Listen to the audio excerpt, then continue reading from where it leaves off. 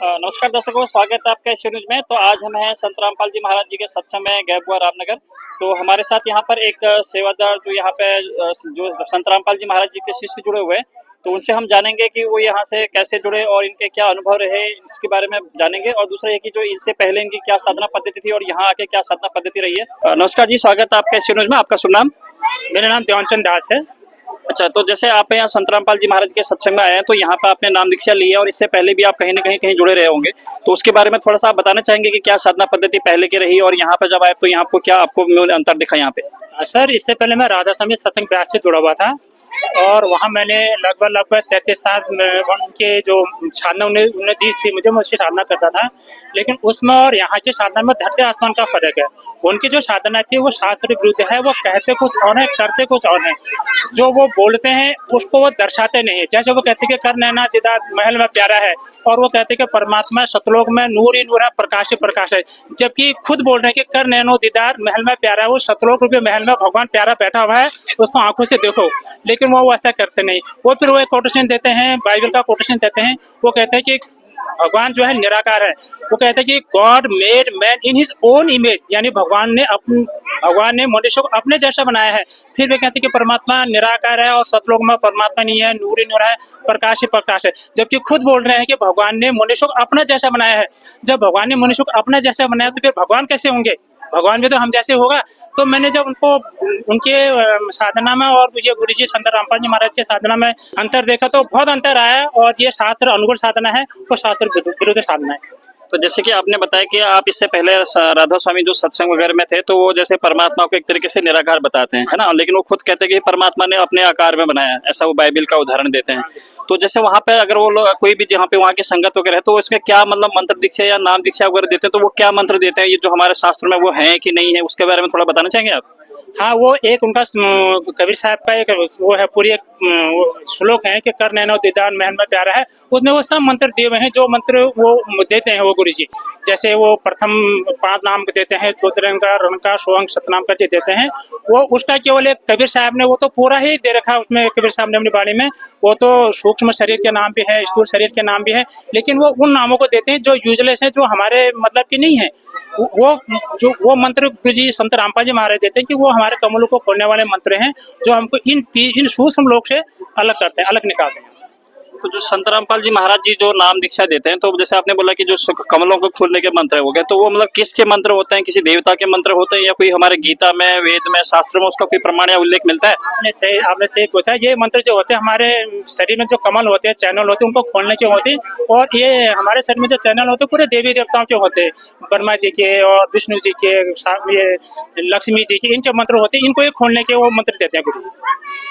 तो उसका मतलब कोई जैसे ना वो जो मंत्र देते हैं संत रामपाल जी महाराज जैसे आप बता रहे, तो उसका कहीं कोई गीता में या शास्त्रों में, कुरान में, बाइबल में, गुरु ग्रंथ साहिब में, या जितने भी हमारे धार्मिक ग्रंथ है, चाहे हिंदू, मुस्लिम, सिख, ईसाई जितने भी है, तो वो जो मंत्र है वो उनका कहीं उनमें प्रमाण या कोई उल्लेख है, या मतलब वो भी अपने ऐसा कुछ अपने हिसाब से मंत्र देते हैं? गुरु जी जो मंत्र देते हैं, ये जो 5 कमलों को खोलने के मंत्र, ये तो हमारी सनातनी पूजा का प्रथम मंत्र है। ये तो द्वादश मंत्र भी इनको कहते हैं। ये तो आज से नहीं, तो शतुक से चला आ रहा है।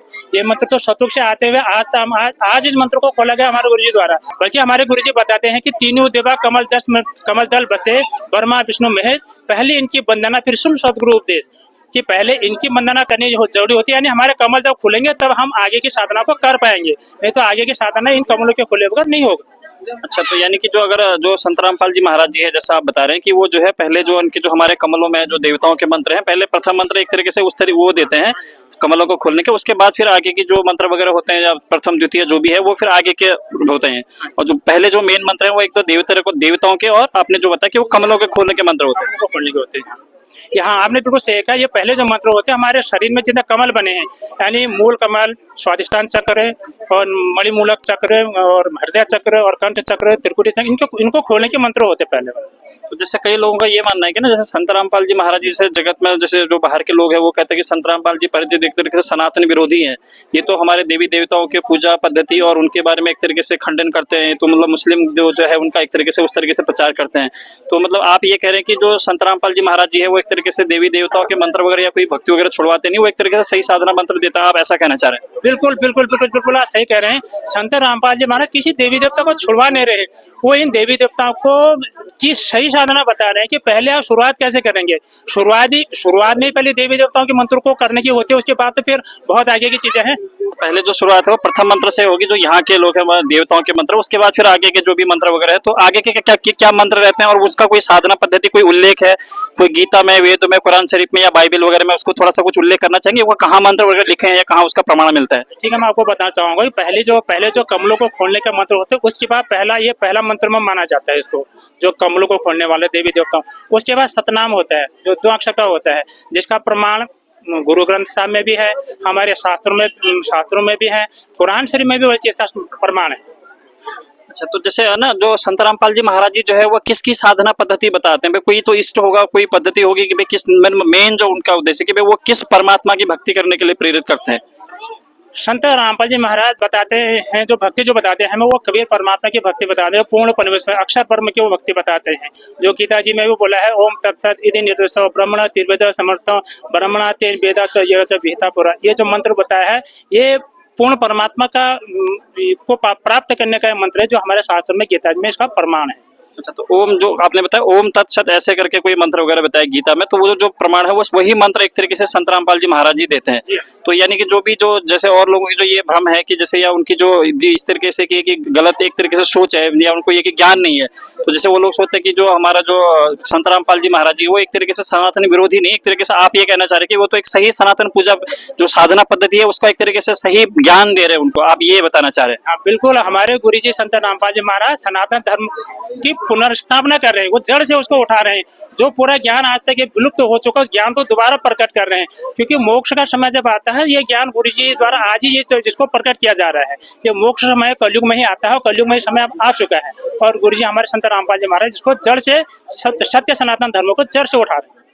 तो दर्शकों, जैसे कि आप यहाँ पे देख रहे थे, जो यहाँ पे संत रामपाल जी महाराज जी के शिष्य थे, तो वो बता रहे थे कि जो यहाँ पे संत रामपाल जी महाराज जी की जो भी साधना पद्धति है वो एक तरीके से सही जो अब सनातन पद्धति है, उसके जो मंत्र है वो गीता में, वेदों में, जो पुराणों में उल्लेखित है, उन्हीं मंत्रों को एक तरीके से देते हैं। तो जो भी इनका ये कहना था कि जितने भी लोग ये भ्रम फैलाते हैं कि संत रामपाल जी महाराज जी एक तरीके से सनातन विरोधी है, तो ये बातें जो है सरासर गलत है। इनका जो संत रामपाल जी महाराज जी के शिष्य जो है उनका ये कहना था कि अगर आप उनके सत्संग वगैरह सुन सकते हैं, उनको देख सकते हैं, और उनके माध्यम से अगर आपको लगता है कि वो सनातन विरोधी हैं, तो उसका गीता में, वेदों में जो प्रमाण है उनसे आप एक तरीके से मैच कर सकते हैं। ये संत रामपाल जी महाराज जी का जो शिष्य थे उन्होंने हमें बताया। तो धन्यवाद आपका ऐसे न्यूज से जुड़े रहने के लिए, आगे भी आप लोग जुड़े रहिए। नमस्कार।